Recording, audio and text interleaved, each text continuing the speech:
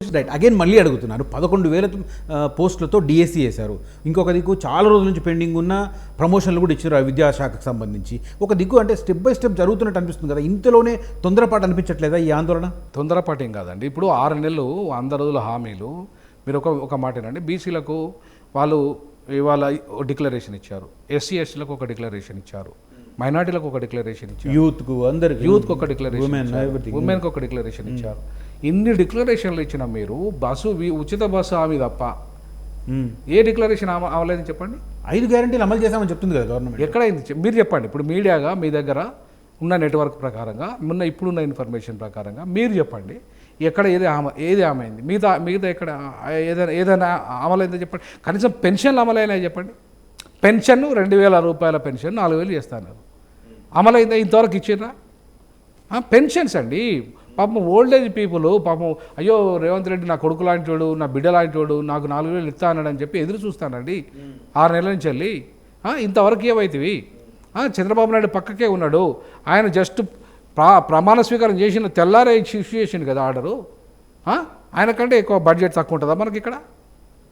ఏమి మన హైదరాబాదు ఒక పెద్ద హబ్ ఆఫ్ ది ఒక ప్రపంచంలో ప్రఖ్యాతిగాంచిన నగరము. ఈ నగరం నుండి పెద్ద డబ్బులు వస్తాయి, విపరీతమైన వ్యాపారం జరుగుతుంది ఇక్కడ. సో ఇక్కడి నుంచి వెళ్ళి డబ్బులు విపరీతంగా వచ్చే అవకాశాలు ఉన్నాయి. అట్లాంటి హైదరాబాద్ నగరము ఇవాళ ఒక మంచి బంగారు బాతుగుడ్డు లాంటిది. మరి అట్లాంటి నగరము నీ దగ్గర పెట్టుకొని, సరే ఆయన చేసిన తప్పులు ఆయన ఉన్నాయి, ఆయన లోడ్ బడ్జెట్ ఆయన చేసిండు, మరి అవన్నీ తెలిసి కూడా నువ్వు హామీ ఇచ్చినావు కదా.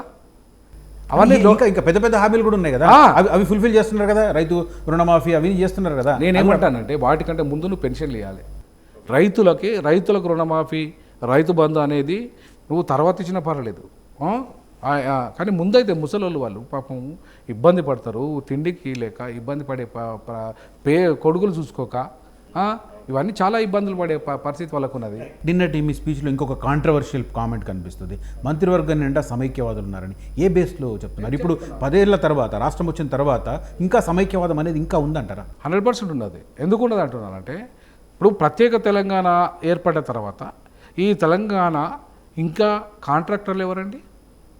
మెగా కృష్ణారెడ్డి ఎక్కడోడు? ఎందుకు ఇవ్వాలండి?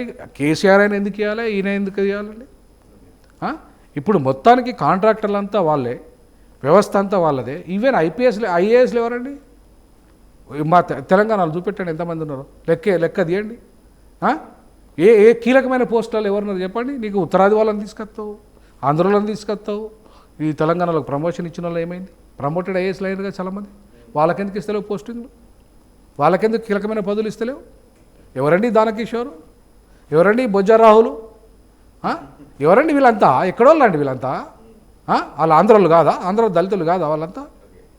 వీళ్ళంతా ఇప్పుడున్న మొత్తం దాంట్లో ఉన్న వాళ్ళంతా ఆంధ్రోళ్ళు, రాయలసీమ, తర్వాత వాళ్ళు ఉత్తరాదోళ్ళు, వాళ్ళు కదండి ఉన్నది. ఇక్కడ తెలంగాణ ఐపీఎస్ కేంద్రం కేటాయిస్తుంది, దాంట్లో కేంద్రం కేటాయించిన ప్రమోటెడ్ అయిన గ్రూప్ 1 చాలామంది ప్రమోట్ చేసిండ్రు. ఐఏఎస్ ప్రమోట్ చేసినావు, ఐపీఎస్ ఇచ్చినావు, ఇచ్చిన తర్వాత వాళ్ళకి ఇచ్చుకోవచ్చు కదా నువ్వు కీలకమైన పదవులు.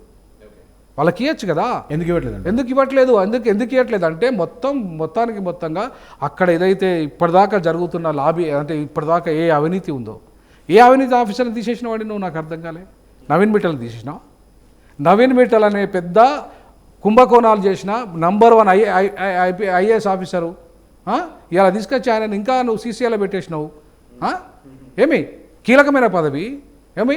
ఇవాళ నవీన్ మిట్టల్ ఏంది, గతంలో మన సోమేష్ కుమార్ కాదు, ఇప్పుడు అరవింద్ కుమార్ ఏంది, తర్వాత ఇంకెవరున్నారు అవినీతి తిమింగలాలు. వీళ్ళు అవినీతి తిమింగలాలను అందరినీ దగ్గర పెట్టుకొని నువ్వు కేసీఆర్ అవినీతి పరుడు అని చెప్పేసి నువ్వు అన్నంత మాత్రం ప్రజలు నమ్మాలా? అవినీతి అధికారులు కదా దానికి. అవే అధికారులు గత 10 సంవత్సరాలు కూడా ఉన్నారు, అప్పుడు ఎందుకు? అదే అంటున్నాను నేను. ఇప్పుడు ఆ 10 ఏళ్లలో అధికారులనే దింపాలని చెప్పేసి, అవినీతిని నిర్మూలించాలని చెప్పేసి పోరాటం చేసింది రేవంత్ రెడ్డి. మెగా కృష్ణారెడ్డి మీద కొట్లాడింది రేవంత్ రెడ్డి, ఈ అవినీతి అధికారుల మీద కొట్లాడింది రేవంత్ రెడ్డి, రామేశ్వరరావు మీద కొట్లాడింది రేవంత్ రెడ్డి. ఇప్పుడు ఇవన్నీ ఈ అవినీతులన్నీ ఎందుకు బయట పెడుతున్నారండి? వాళ్ళందరికీ వాళ్ళ ఎందుకు అనిపిస్తుంది మీకు? ఎందుకంటే సమైక్యవాదులంతా కూడా ఇవాళ కుమ్మక్క అయిపోయి వాళ్ళంతా ఇవాళ ఒక నీకు ఎవరున్నారు అక్కడ తెలంగాణ మినిస్టర్ నుండి తెలంగాణలో సీరియస్గా ఫైట్ చేసినోడు పొన్నం ప్రభాకర్ కూడా ఉన్నాడు. వన ప్రభాకర్ తప్ప మిగతా వాళ్ళంతా సమైక్యవాదులే. అసలైన తొలి వెలుగు. ఫాలో వాట్సాప్ @తొలి వెలుగు official.